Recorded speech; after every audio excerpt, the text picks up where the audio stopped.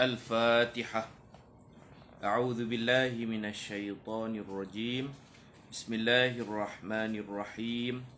الحمد لله رب العالمين الرحمن الرحيم مالك يوم الدين إياك نعبد وإياك نستعين اهدنا الصراط المستقيم صراط الذين أنعمت عليهم غير المغضوب عليهم ولا الضالين آمين. السلام عليكم ورحمة الله وبركاته. الحمد لله رب العالمين والصلاة والسلام على أشرف الأنبياء والمرسلين وعلى آله وصحبه أجمعين. رب اشرح لي صدري ويسر لي أمري واحلل عقدة من لساني يفقه قولي.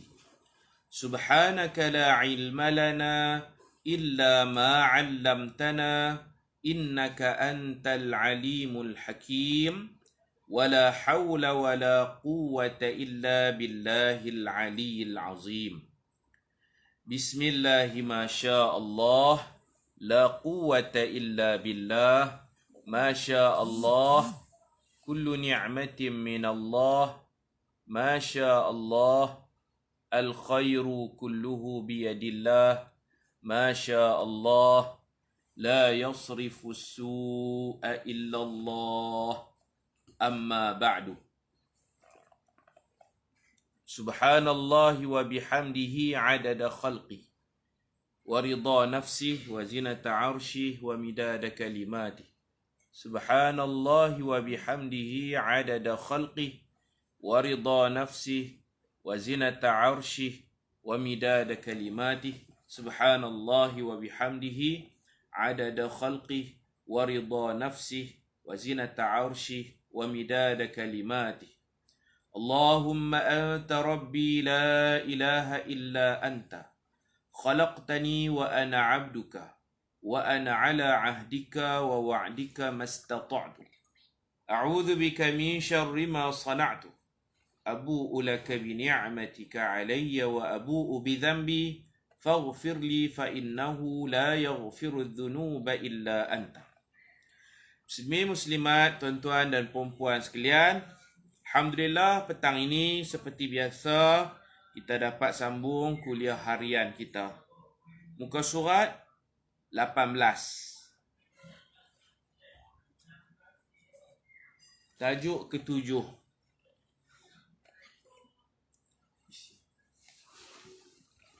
Tajuk yang ketujuh, Sayyidina Abu Bakar As-Siddiq menampar muka pendeta Yahudi. Allah berfirman, A'udzu billahi minasyaitonir rajim. Laqad sami'a Allahu qawla alladhina qalu inna Allaha faqirun wa nahnu aghniya'u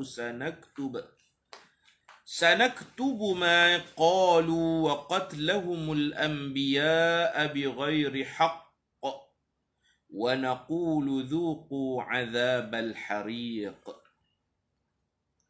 Maksudnya sesungguhnya Allah telah mendengar perkataan orang-orang Yahudi yang mengatakan bahawasanya Allah miskin dan kami ialah orang-orang kaya. Allah kata Allah dengar. Ayat Quran ini sejak azali lagi, tapi sengaja Allah turun sikit-sikit. Kerana kalau turun 30 juzuk lengkap, nanti orang akan petikai. Allah dengar perkataan kesat Yahudi. Bila Yahudi cakap? Tak cakap lagi dengar dah. Gitu kan. Jadi ayat Quran ini diturunkan sikit demi sikit berdasarkan sababun nuzul. Bila berlaku Yahudi menghina Allah, Yahudi menghina Tuhan, Yahudi kata Allah faqir, baru Allah turun ayat. bersesuaian dengan tajuk sababun nuzul, sebab turun ayat. Ayat tu ada lama dah. Kalau tak dan Yahudi kata lagi, Allah kata laqad sami'a Allah. Sesungguhnya Allah dengar Yahudi kata guni. Yahudi akan kata bila kami kata, tak kata pun. Allah sebenarnya Allah tahu dah. Sejak azali lagi Allah tahu akan berlaku satu peristiwa Yahudi mengeluarkan kata kesat mengutuk Allah. Allah simpan ayat tu siap-siap, bila berlaku peristiwa baru turun. Sama macam ayat yas'alunaka 'anil khamri wal maisir. Mereka akan bertanya kamu tentang arak dan judi. Allah tak turun lagi ayat tu. Allah buat dulu, tunggu dulu. Bila sahabat tanya Nabi tentang hukum judi dan arak, Nabi nak jawab tu, baru turun. Yas'alunaka 'anil khamri wal maisir. Mereka tanya kamu tentang arak dan judi. Baru sesuai, elok tanya, ayat pun turun. Bukan makna ayat tu baru wujud. Ayat ni ada sejak azali, tertulis di Lauh Mahfuz. Macam tu. Ini maknanya pentingnya ilmu sababun nuzul, sebab turun ayat. Kami Allah akan menulis perkataan mereka itu dan perbuatan mereka membunuh nabi-nabi dengan tidak ada alasan yang membenarkannya. Dan kami akan katakan kepada mereka, rasakan kamu rasakan azab seksa yang sentiasa membakar, hariq. Kisah di sebalik ayat ini. Pada suatu hari, Sayyidina Abu Bakar As-Siddiq radhiyallahu anhu pergi ke tempat pengajian Yahudi nama Baitul Midras di Madinah. Mereka ada sekolah mereka, ada tempat biara, tempat ibadat mereka yang orang Islam tak kacau. Setibanya di sana, Sayyidina Abu Bakar mendapati kaum Yahudi sedang berkumpul mengelilingi seorang cendekiawan dan pendeta mereka yang bernama Finhas.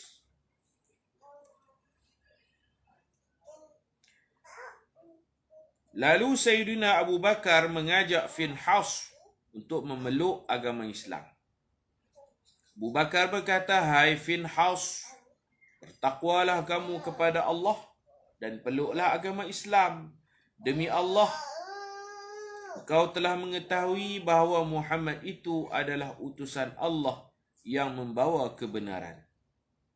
Perkara ini sudah kamu temui dan ia tertulis dalam kitab Taurat dan Injil."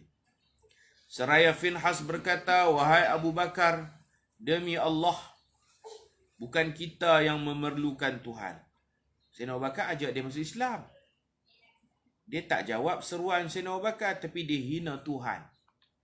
Ni pun memang biadab. Dia kata, bukan kita yang memerlukan Tuhan, tetapi dia yang memerlukan kita. Bukan kita yang meminta-minta kepadanya, tetapi dia yang meminta-minta kepada kita. Kan banyak ayat Quran suruh derma, suruh infak untuk jalan Allah, saham akhirat. Dia kata Allah banyak sangat minta. Orang minta ni selalunya miskin. Minta sana, minta sini, saham akhirat lah apa lah, miskin. Tuhan miskin. Wajak mereka no. Mereka kata innallaha faqir wa nahnu aghniya. Tapi kalau kita baca Quran, kita tak boleh berhenti tu. Kita wajib berhenti. Laqad sami'a Allahu qawla alladhina qalu innallaha faqirun wa nahnu aghniya. Ada mim tu, wajib berhenti. Apa tu kita sambung, sanaktubu ma qalu wa qatlahumul anbiya'a bighairi haqq wa naqulu dhuqu 'adzabal hariq.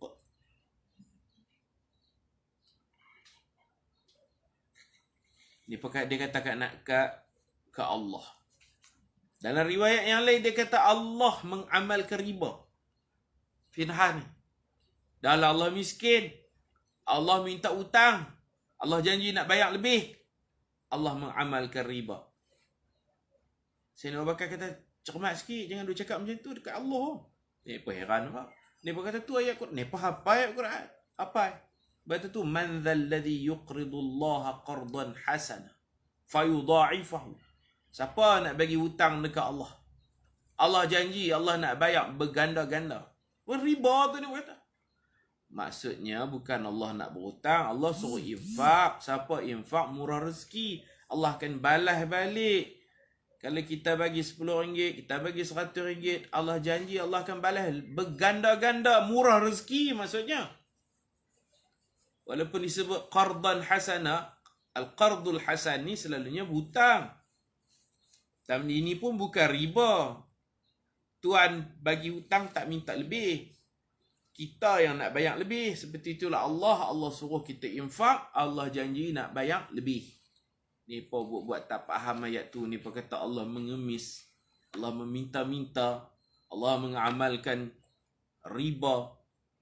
Yang penting ni apa kata Allah fakir, mereka lebih kaya daripada Tuhan. Kita orang beriman, kita ni fakir. Allah Tuhan yang terkaya, maha kaya. Ya ayyuhalladzina amanu, wahai orang-orang beriman, antumul fuqara'u ila Allah. Kamu fakir. Kamu sangat berhajat kepada pertolongan Allah, belas kasihan Allah, rahmat Allah, redha Allah. Kamu semua. Tak ada yang kaya kita. Kalau kaya pun orang panggil kaya muqayyad, kaya yang terikat. Walaupun kaya dia perlukan juga orang pekerja. Dia tak kaya mutlak, orang panggil ghaniyul mutlak itu Allah. Kaya leluasa ni Allah. Kita kalau orang kaya, kaya dia tu muqayyad, terkait. Terkait dengan harta. Nak tunjuk kaya, ada harta, ada duit. Bila Allah binasakan harta dia, tak kaya. Allah kaya, Allah ni tak terkait dengan benda. Kalau kita kata Allah kaya, mana bukti kaya? Kita tunjuk langit, bumi. Tu kalau nanti kiamat, langit hancur, bumi hancur, bukit hancur, semua hancur, Allah jatuh miskin. Tak. Kaya Allah tak ada kaitan dengan benda-benda. Cuma boleh habaklah maha kaya Tuhan. Buat langit, buat bumi, cantik. Tapi itu bukan bukti kekayaan Allah. Kita manusia kaya dengan harta. Ada rumah, ada anak, ada duit, ada kenderaan, kaya. Tapi kalau benda ni Allah hapuskan, bankrupt, fakir. Allah tak boleh guna kaedah tu. Nanti kiamat habis ni, langit bumi recai habis. Adakah Allah jadi miskin? Tak. Kayanya makhluk berhajat kepada staf, berhajat kepada pekerja-pekerja. Kalau pekerja tak mau kerja, teruk juga. Tokek hilang hak kaya-kaya. Kalau orang tak kerja, jenuh dia nak kerja seorang-seorang. Kaya kita berhajat. Kaya muqayyad orang panggil. Kaya Allah, kaya mutlak. Kaya sungguh-sungguh. Maha kaya. Sebab tu di akhirat nanti, orang yang paling lambat masuk syurga, dia akan dapat harta sebanyak bumi ini 10 kali ganda bumi. Dia akan dapat tanah dalam syurga, keluasannya luas bumi ni 10 kali ganda. Punya tu hak lambat tu. Hak lambat masuk syurga. Sampai dia kata, atas kharubi wa anta rabbi, wahai Tuhan. Ni serius ke? Kau lawak-lawak. Kau Tuhanku, kau nak melawak dengan aku ke sungguh-sungguh? Allah kata sungguh, tak ada lawak-lawak. Hang masuk syurga, hang bercita-cita hang nak tanah luas mana. Dia pun terbayanglah nak luas mana, luas Langkawi ke. Dia bercita-cita nak terap Pulau Bangkok pun tak apa dah, dia seorang. Hak dia. Allah Ta'ala kata, dah aku bagi besar dunia ni 10 kali ganda. Hak tu hak paling lambat masuk syurga. Orang lain duduk dalam syurga beribu tahun dah, dia baru masuk. Dan dialah manusia terakhir keluar dari neraka. Bermakna dialah manusia terakhir masuk syurga. Bukan dia kaya, Allah maha kaya. Kita, laki perempuan semua boleh pakai gelang nanti. Banyak mana ayat wuduk kita duk sampai mana? Di situ kita akan pegang, kita akan pakai gelang min haisu yablughul wudu. Ayat wuduk kita ni duk basah sampai mana? Itulah gelang tangan kita. Kita akan pakai gelang kaki. Ayat wuduk kita duk basuh sampai buku lali, sampai betih, sampai dekat-dekat lutut kita duk basuh daripada betih ni, kita akan pakai gelang kaki. Gelang kaki mah, perak, orang lelaki semua pakai kain sutra. Istabrak, sutra keras, sutra kasar, sutra lembut. Oh, mahal-mahal tu. Hak Allah. Sebab tu Nabi kata orang lelaki ni jangan pakai sutra. Jangan pakai mah. Biar orang kafir. Lahum fid dunya walana fil akhirah. Kita akan pakai di akhirat nanti. Di dunia tak boleh. Itu untuk orang perempuan. Baik. Kita kena mengakui kita sangat fakir. Al-abdul fakir. Al-fakir. Al-haqir. Sangat fakir dan sangat hina kepada Allah. Ya ayyuhalladzina amanu wahai orang beriman, antumul fuqara'u ila Allah. Kamu fakir kepada Allah. Wallahu huwal ghani. Wallahu ghaniyun 'anil 'alamin. Allah kaya. Tak ada alam ni pun Allah tetap kaya. Kaya Allah bukan pasal kita buat ibadat kepada dia. Kita buat ibadat satu dunia, semua bagus buat ibadat, tidak menambah kekayaan Tuhan. Dan kalau satu dunia semua buat maksiat, tidak mengurangkan kekayaan Tuhan. Tuhan kaya yang sempurna. Ghaniyul mutlaq dalam bahasa tauhid. Tapi Yahudi ni dia buat tak faham, dia kutuk Tuhan. Dia kata Tuhan fakir. Tuhan meminta-minta kepada kita. Kita tidak memerlukannya, tetapi dia memerlukan kita. Dia terkalih. Allah ni sifat istighna. Daripada ghani, istighna. Maha, bukan kaya, maha terkaya. Istighna ni boleh terjemah kaya, ghani, istighna, kaya. Allahu akbar.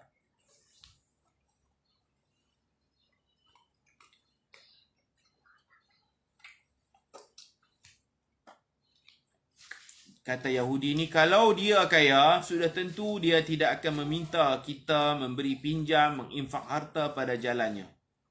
Jika dia kaya, tentu dia tidak akan buat begini. Allah buka peluang dekat kita. Buka peluang untuk kita menderma, infak, waqaf. Siapa yang nak peluang ini, Allah buka.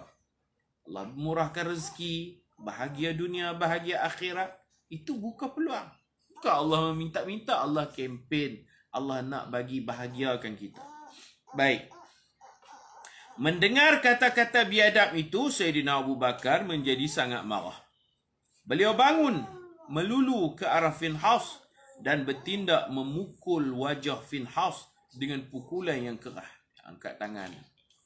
Bang bagi. Tapi salah jugalah Sayyidina Abu Bakar sebab pukul di muka. Muka ni tak boleh. Nabi kata la tadribil wajha. Nabi kata jangan pukul di muka. Penampak ni tak boleh. Tampak bau, tampak belakang, tampak punggung, tampak paha, tak apalah. Dia marah, emosi, dia bubuh muka kawan tu. Kawan tu pun celupak sangat, biadab. Kemudian beliau berkata, demi Allah, jika tidak kerana adanya perjanjian antara kami dan kamu, pasti aku penggal lehermu. Engkaulah musuh Allah. Sayyidina Abu Bakar geram. Ikut hati nak bunuh. Tapi dah takut jadi huru-hara pula di Madinah. Nak jaga keamanan, keharmonian kaum, perpaduan. Sayyidina Abu Bakar kata, kalau ikut hatiku, aku bunuh. Kemudian Finhas pergi mengadu peristiwa ini kepada Rasulullah SAW. Rasulullah bertanya kepada Abu Bakar, kenapa kamu memukulnya? Abu Bakar berkata, wahai Rasulullah, musuh Allah ini sangat biadab. Dia menghina Allah Ta'ala. Dia berkata, Allah fakir dan mereka kaya. Ketika dia berkata begitu, saya tidak dapat menahan lagi kemarahan. Lalu saya bertindak memukul mukanya. Namun Finhas mengingkari pernyataan Abu Bakar itu. Dia kata, dok, saya tak kata apa pun. Saya duduk tengah mengajar elok-elok, dia penampak saya. Macam itulah kan. Menafikan.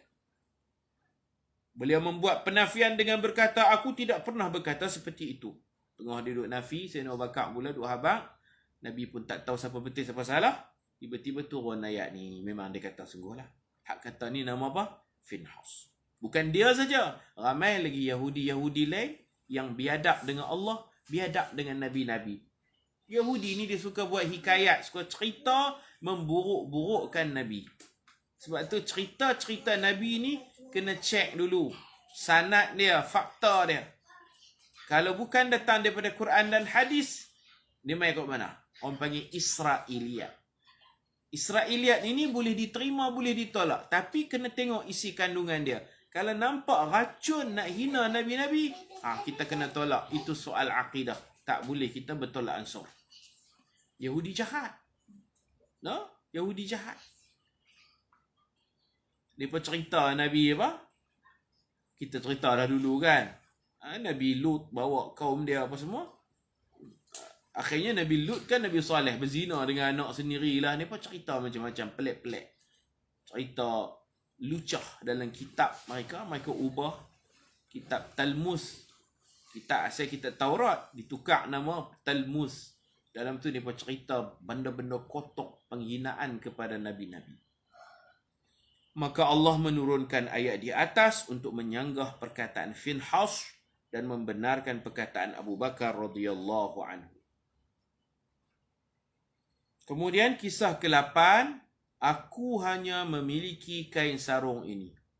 Ini cerita mahar. Bila kahwin, wajib mula-mula sekali suami kena bagi mahar. Itu Allah nak melatih suami kena tanggung nafkah. Kalau dari awal lagi tak bagi mahar, akad nikah mahar tak bagi. Daripada awal lagi suami tu dah tak bertanggungjawab dah. Akad nikah sah, bagi mahar lambat pun sah, tak apa, boleh hutang. Tapi banyak kes mereka berpura-pura menipu. Akad kata tunai. Mereka bohong. Banyak yang tipu. Aku nikahkan dikau dengan anakku ... sebanyak RM800 tunai. Tunai tu kuat loh. Aku terima nikahnya apa semua, padahal tak bagi lagi mas kahwin. Kalau mas kahwin daripada mula kahwin tu tak bagi mas kahwin, lepas tu jadi suami tak bertanggungjawab. Tak kerja, tak tanggung nafkah, isteri kerja, isteri yang berbelanja. Start kahwin tu dah mula dah buat perangai dah. Akad nikah sah, tapi hutang mas kahwin. Dalam fiqh, selagi tak bayar mas kahwin, isteri boleh tak mau duduk sekali, tak mau serah diri kepada suami, boleh. Isteri berhak tak mau tidur dengan suami pasal suami tak bayar mas kahwin. Mas kahwin tu mahal mana? RM4 sangat. Tu pun tak bayar. Selagi isteri tak dapat mahar mas kahwin itu, selagi duk hutang, lagi tu tak payah bersama pun tak apa. Sebab suami ni ada tanda-tanda tak bertanggungjawab. Suami ni ada tanda-tanda tak mau nafkah keluarga. Nanti sampai anak berapa pun, mas kahwin masih tak bayar.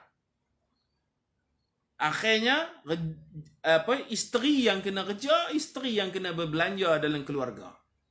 Dia kata tak apa, isteri reda. Reda dalam terpaksa lah. Yang betulnya suami kerja, suami yang kena tanggung nafkah.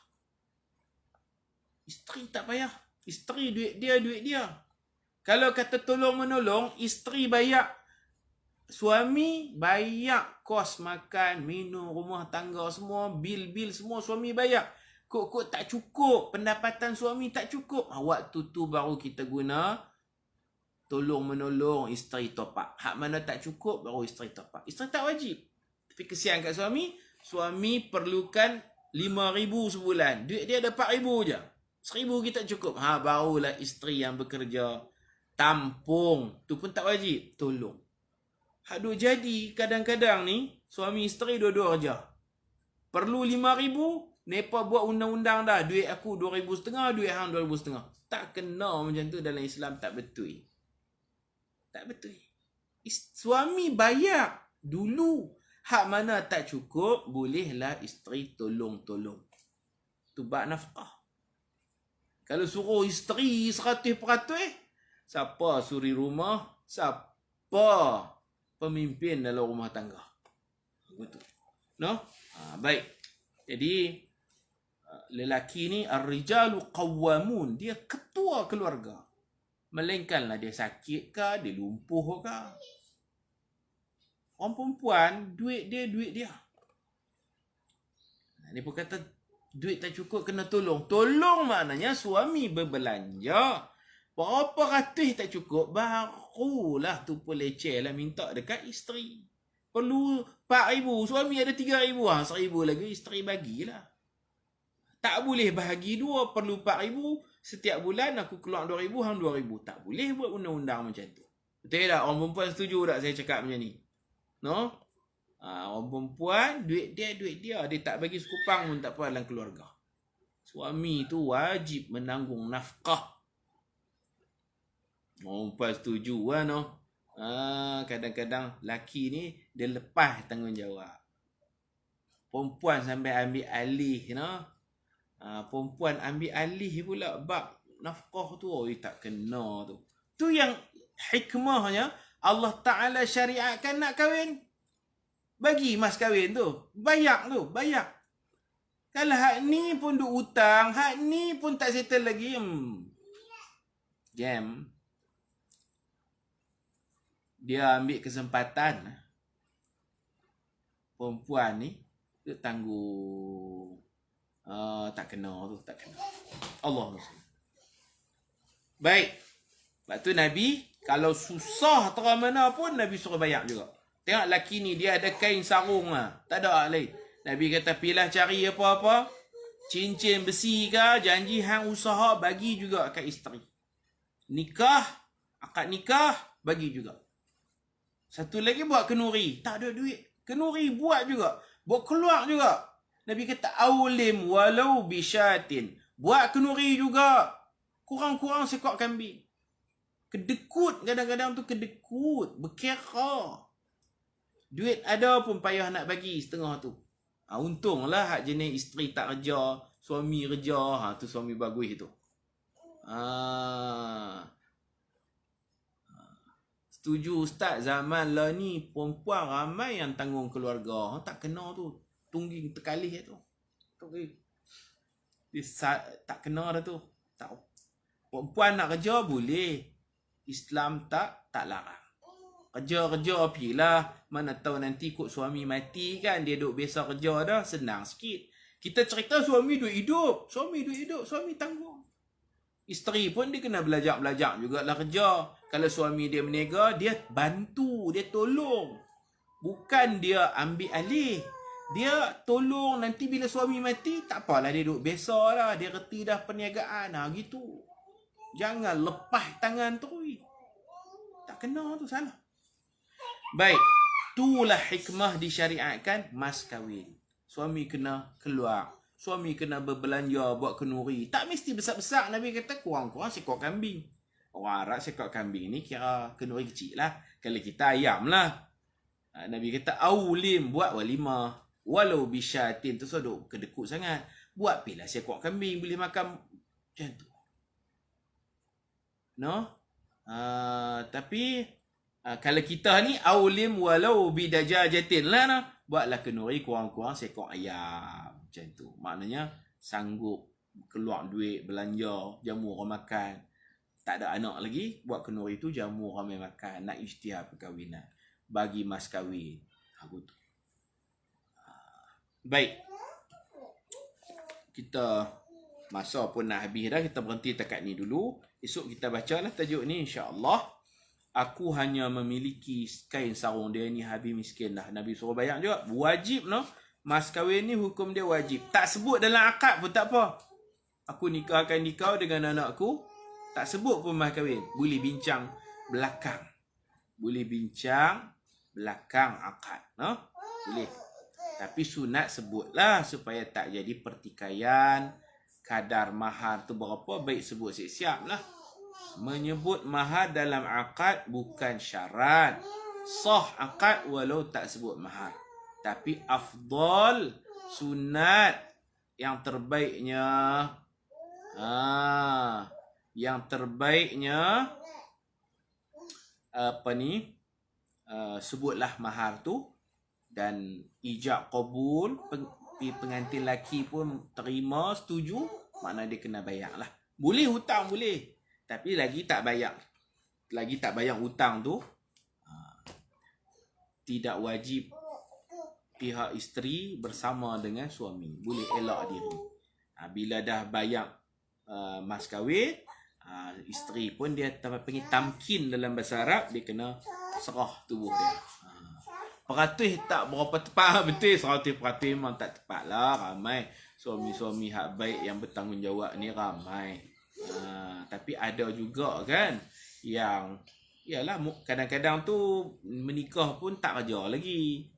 Boleh menikah tak kerja lagi, tapi akhirnya dia jadi selesa kan, tak kerja, perempuan je kerja, ataupun bergantung dengan mertua begitu. Jadi leceh lah. Laki ni dia rijal, laki ni jantan, dia kena ikhtiar, kena berusaha untuk menanggung segala kos, keperluan lah, bukan kemauan, keperluan dalam rumah tangga dia begitu. Wallahu a'lam bissawab. Sallallahu ala sayyidina Muhammad wa ala alihi wa sahbihi ajma'in. Walhamdulillahi rabbil alamin. Subhanakallahumma wa bihamdika asyhadu an la ilaha illa anta astaghfiruka wa atubu ilaik. Bismillahirrahmanirrahim. Wal 'asr innal insana lafi khusr illa alladhina amanu wa 'amilus solihat wa tawasaw bil haqq wa tawasaw bis sabr. Assalamualaikum warahmatullahi wabarakatuh.